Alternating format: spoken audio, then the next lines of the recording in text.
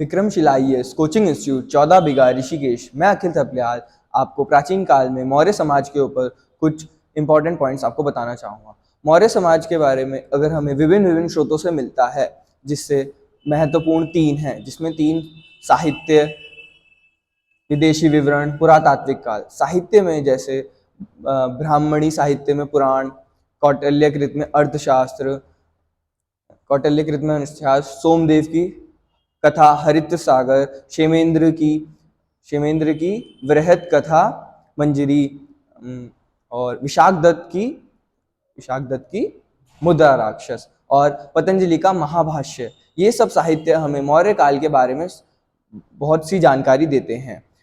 सबसे महत्वपूर्ण इसमें है अर्थशास्त्र, जो कि हमें मौर्य समाज की आर्थिक कर नीति के साथ साथ हमें चंद्रगुप्त मौर्य के बारे में भी बताता है। बौद्ध ग्रंथ जैसे दीपवंश, महावंशिका, महाबौद्ध वंश, दिव्यावदान आदि ग्रंथ हमें मौर्य समाज की बहुत से महत्वपूर्ण जानकारी देते हैं। जैसे जैन धर्म के कवि जैसे भद्रबाहु, जिनका कल्पसूत्र और हेमेंद्र की परिशिष्ट प्रवरण, ये सब साहित्य हमें मौर्य समाज के बारे में बहुत सी जानकारियां देते हैं। विदेशी विवरण, विदेशी यूनानी लेखक जैसे Plutarch, Strabo, Curtius, Diodorus, Pliny, Justin, Plutarch हो गया, एंड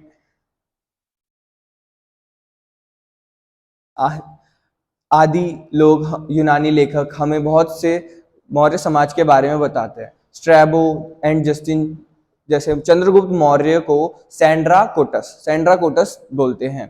प्लूटार्क एंड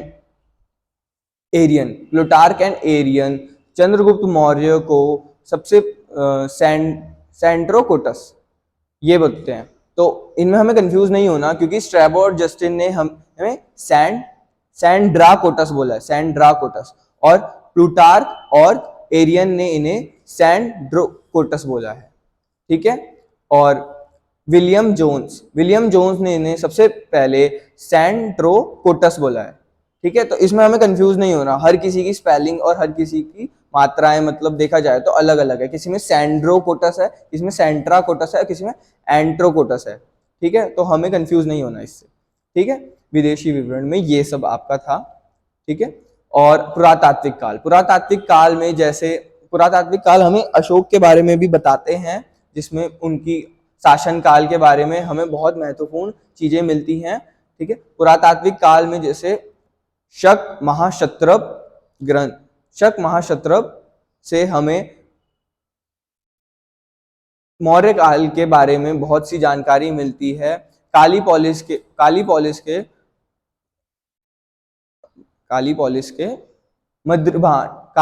का मध्यभांड तथा चांदी व तांबे के पंचमार्क आयात सिक्के हमें मौर्य समाज के बारे में बहुत से महत्वपूर्ण संदर्भ में बताते हैं। तो अब मैं आपको मौर्य समाज के शासकों के बारे में बताएगा। किसी भी समाज के शासकों में हमें सबसे महत्वपूर्ण उनके पहले 3 शासक और आखिरी 3 शासक के बारे में बताना होता है। तो सबसे पहले शासक जो मौर्य समाज के थे वो थे चंद्रगुप्त मौर्य। मौर्य समाज का शासनकाल 323 ईसा पूर्व से 184 ईसा पूर्व था। सब चंद्रगुप्त मौर्य का शासनकाल 323 ईसा पूर्व से 298 ईसा पूर्व तक था। चंद्रगुप्त मौर्य के गुरु कौटिल्य, जिन्हें हम चाणक्य और विष्णुगुप्त भी कहते हैं, ठीक है, उनकी मदद से चंद्रगुप्त मौर्य ने आखिरी नंद शासक धनानंद को पराजय कर 25 वर्ष की उम्र में ही मौर्य समाज की स्थापना की। चंद्रगुप्त मौर्य को पुराणों के महत्व से उन्हें शूद्र बताया जाता है, जैन और बौद्ध ग्रंथ से उन्हें क्षत्रिय बताया जाता है, और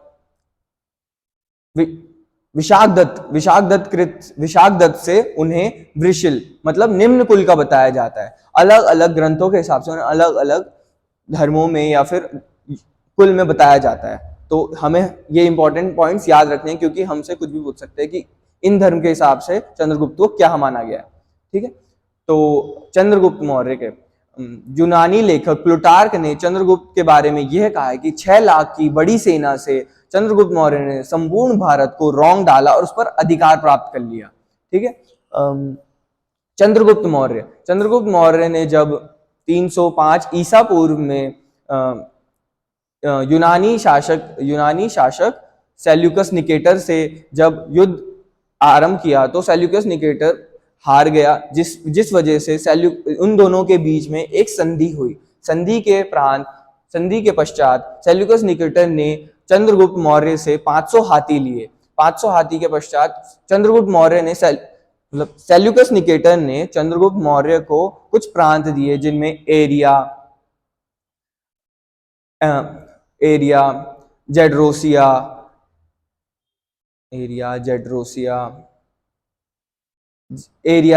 जिसे हेरात कहा जाता है, जेड्रोसिया जिसे मकरान कहा जाता है, आदि प्रांत उसने चंद्रगुप्त मौर्य को दिए।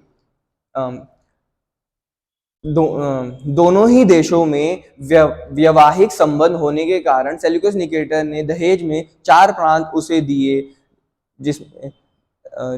उसे दिए। साथ ही साथ मेगास्थनीज को राजदूत के स्वरूप में उसके दरबार में भेजा गया। ठीक है। चंद्रगुप्त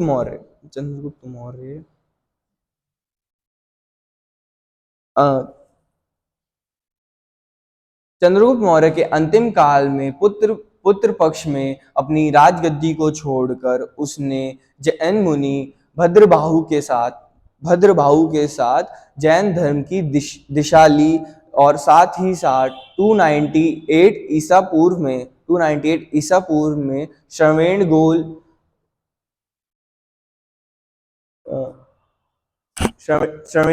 में मैसूर में उपवास लेकर अपने शरीर का त्याग किया। श्रवणबेलगोलम में उपवास लेकर त्याग किया।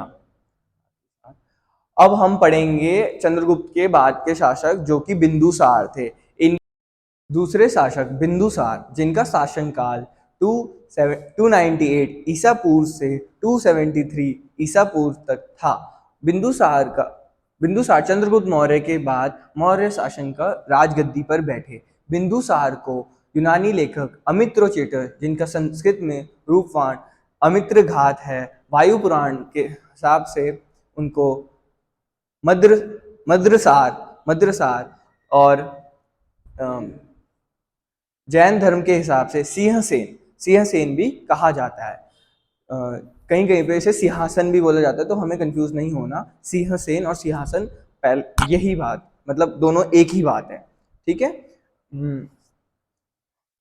यूनानी राज्यों के साथ बिंदुसार मतलब मौर्य समाज के बहुत ही अच्छे संबंध होने के कारण 2 राजपूत डायमेकस, डायोनिसस, ये दोनों राजदूत बिंदुसार के दरबार में आए। ठीक है। और बिंदुसार ने बिंदुसार के मैत्रीपूर्ण संबंध मतलब मिस्र से, जिसे इजिप्ट भी कहा जाता है, अफ्रीका का सबसे ऊपर वाला प्रांत जो होता है वो इजिप्ट है। ठीक है। तो अगर मैप रीडिंग में आप देखा जाए तो आप देख सकते हैं कि अफ्रीका जो कॉन्टिनेंट है उसमें इजिप्ट सबसे इधर होता है। ठीक है। और इससे भी उसके मैत्रीपूर्ण संबंध थे, जिसके शासक थे टॉलमी सेकंड फिलाडेल्फस। ठीक है। बिंदुसार ने यूनानी शासक से 3 मांगे, मतलब मैत्रीपूर्ण संबंध में 3 मांगे की मांग की, जिसमें से 3 मतलब सबसे पहली मांग थी मीठी मदिरा, दूसरी मांग थी सूखी अंजीर, तीसरी मांग एक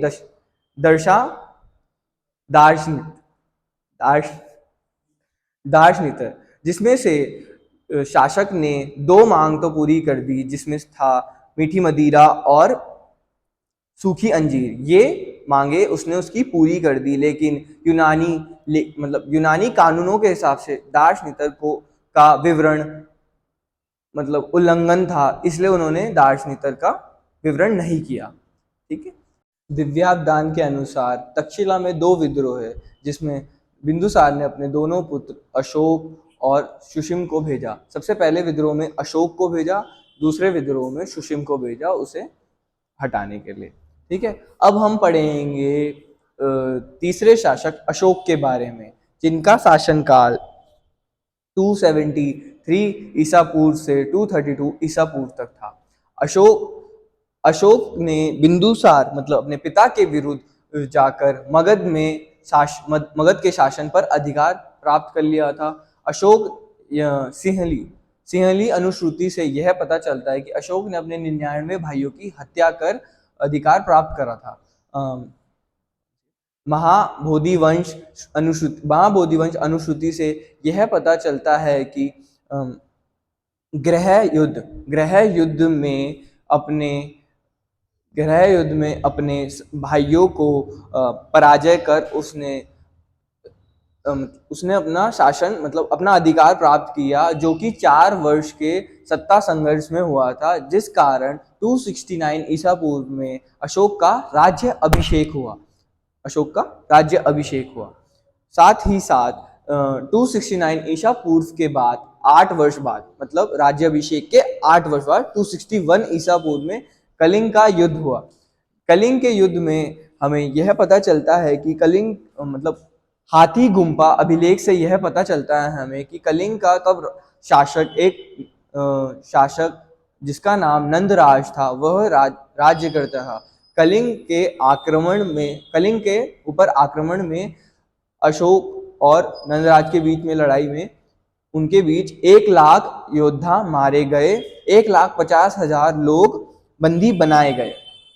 साथ ही साथ हमें यह पता चलता है कि मतलब कौटिल्य कृत के अर्थशास्त्र से यह पता चलता है कि कलिंग पर आक्रमण का कारण अशोक का यह था कि वहां अर्थशास्त्र की वजह से इसलिए पता चलता है कि वहां पर हाथिया के बारे में कलिंग बहुत प्रसिद्ध था, तो उन्हें हथियाने के लिए मतलब उन्हें कैप्चर करने के लिए अशोक ने वहां पे आक्रमण किया।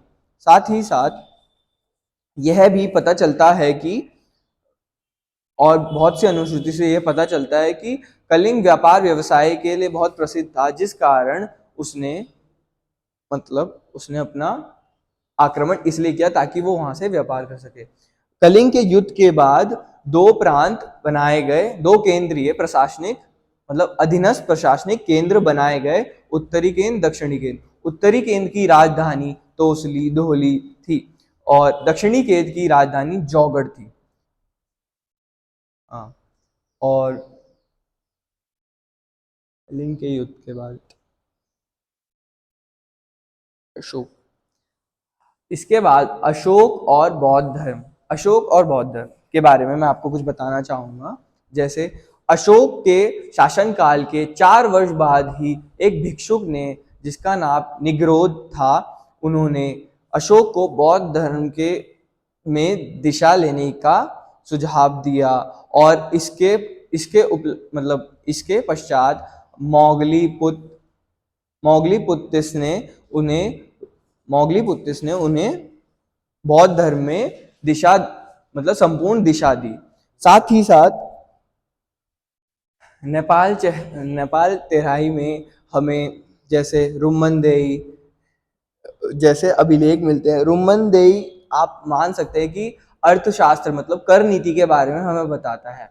अशोक ने अपने 10 मतलब राज्य अभिषेक के 10 वर्ष बाद मतलब 259 ईसा पूर्व में बोध गया की यात्रा की। साथ ही साथ राज्य अभिषेक के 20 वर्ष बाद मतलब 249 ईसा पूर्व में वह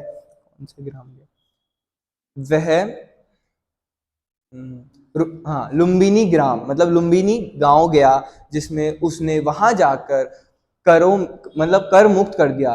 कर मुक्त भी क्या करा मतलब एक तरीके से एक जैसे हम पढ़ते हैं मतलब प्राचीन काल में हम पढ़ते हैं 1/6 और 1/4 में कर नीति अपनाई जाती है, लेकिन यहाँ पे इसने 1/8 कर दिया। मतलब इन्होंने पहले ये भी बोला जाता है कि कर मुक्त करा है, लेकिन साथ ही साथ उन्होंने कम करा, बिल्कुल समाप्त नहीं करा, यह बताया जा रहा है। ठीक है, तो धन्यवाद। मेरे से जो भी गलती हुई होगी मतलब प्रोनाउंसिएशन में या फिर कुछ भी वर्ड्स गलत बोल दिए होंगे तो उसके लिए मैं माफ़ी चाहता हूँ। Thank you.